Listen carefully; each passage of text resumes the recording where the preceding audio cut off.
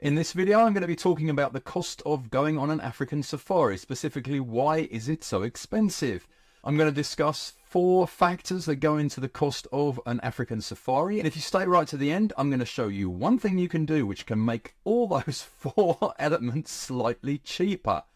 Let's get into it. Hi, if you don't know who I am, my name's Andy. I run the Grown Up Travel Company, which is a specialized company dealing only in African safaris and adventures on the world's most exciting continent.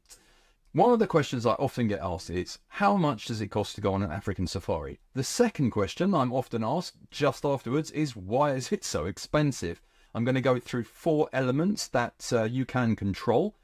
So, factor number 1, that's the destination. Some destinations are just inherently more expensive than others. South Africa is probably the cheapest place to go on safari in Africa, at least of the countries that I deal with. The reason for this is it has a national park called the Kruger National Park, which is open to the public, therefore less exclusive. And as we'll get into, that is one of the reasons that makes it a bit cheaper. The biggest factor actually in what you're paying for on a safari is the location, it's the exclusivity, it's the fact that you're not going to be surrounded by other vehicles. So in the Kruger Park, in the cheapest areas that are open to the public, you are going to be surrounded by cars. If you've seen these awful videos on YouTube of a pack of sad lions trying to cross a road full of traffic, that's from the Kruger Park in South Africa. There are better places to go in South Africa, but there are better countries to go for safaris also. But this all has to do with price. The other end of the scale, Botswana. Botswana has made a targeted effort to have, what do they call it? Low volume, high expense or high cost safaris, which basically means less pressure on the environment, less pressure on the animals, much smaller camps, but these camps have to pay a fortune for the leases for their properties, which also means that they have to charge a lot of money. So, Botswana, very expensive, amazing experience, because pretty much anywhere, apart from Chobe, you have very few vehicles, and in some areas, none at all. And you have pristine wilderness, and there's only, I think, 2.5 million people living in the entire country. So, there's actually probably more elephants than people. Not quite, but you get my drift. The second item on my list is the season. When are you going to travel? If you travel during what they used to call the rainy season, but it doesn't sound very good because you get the idea that it's raining all the time, which it absolutely is not. They now call it the green season, sometimes the hidden season, the secret season, things like that. But that is going to be cheaper because there's less tourism, there's less, basically less demand, essentially. Most likely it will rain, but the rain is going to be for probably like a couple of hours, and usually it's in the evening. So really is a good time to go because, as I say, you can pay half the price, especially in Botswana, amazing value, and you'll still see animals. Maybe they'll say, oh, the grass is a bit longer, it might be harder to see the animals.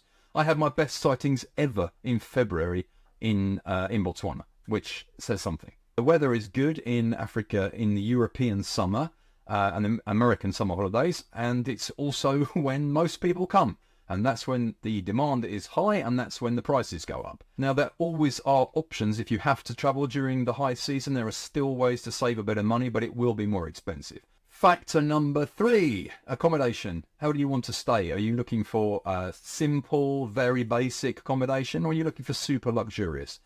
Quick thing here, I don't sell either of those. I don't sell like public campsites, and I don't sell the stupidly luxurious places. I sell rustic, authentic, but luxurious in the right sense of the word places. My definition of luxury is what I said before, the destination, the exclusivity. That's what you're paying for, and that's what you want to focus on totally. That's what I focus on as well.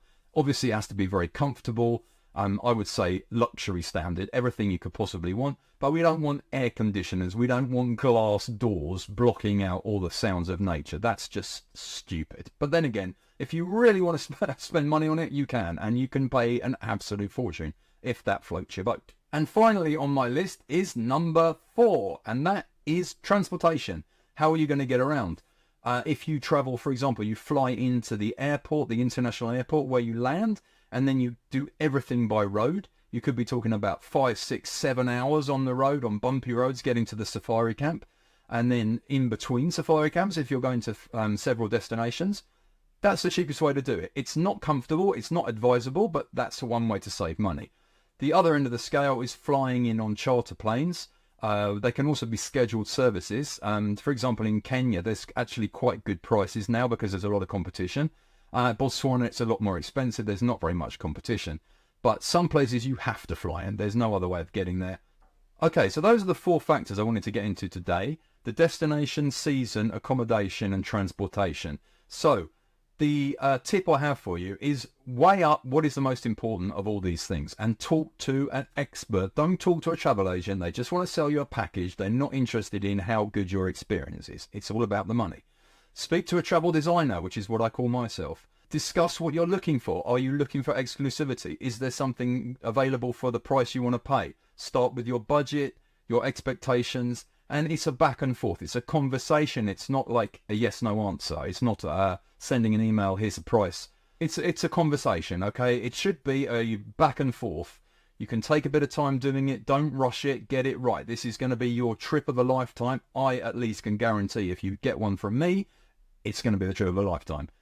You will never forget it. So make sure you do it correctly. And finally, to finish up, this is my main piece of advice. If you are stretching your budget to the absolute limit to go on the safari, for example, this year, you know, maybe you've paid, everything's all inclusive, you're actually sweating about buying a beer at the airport when you land or are leaving, don't go this year. Save some money, do it next year. Okay, that's it for this video. In future videos, I'm going to be talking about what to take on safari, hints and tips and so on. I'll also be coming back to the cost element, giving you some ideas of what the costs are likely to be in different areas, different times, for different camps and so on. Okay, so that's it for now. Thanks for your time. I'm Andy from the Grown Up Travel Company. And yeah, I hope you've enjoyed this and stay tuned for more videos. Hit the like button and the subscribe button, please. It helps, apparently, so that I'll come up in your feed again. And who wouldn't want that? Bye now.